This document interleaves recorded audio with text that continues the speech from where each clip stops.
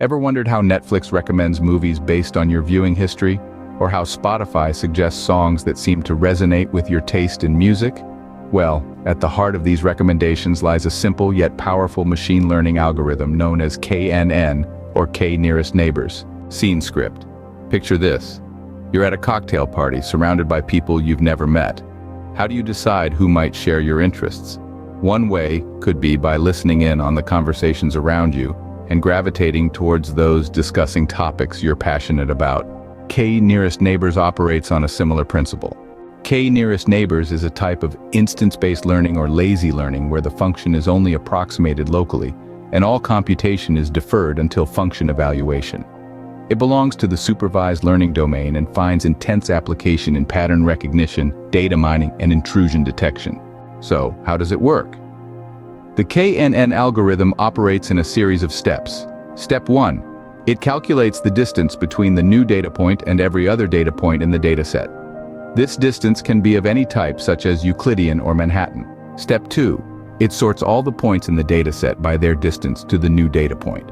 Step 3. It selects the first K points. Here, K can be any integer. Step 4. For a classification problem, it then looks at the category of all K points, and the new data point is assigned to the class which has the most neighbors. Step 5. For a regression problem, it takes the average of all K points, and that value becomes the prediction for the new data point. Output. In essence, the K Nearest Neighbors algorithm classifies a new object based on the majority vote of its neighbors, with the object being assigned to the class most common amongst its K Nearest Neighbors.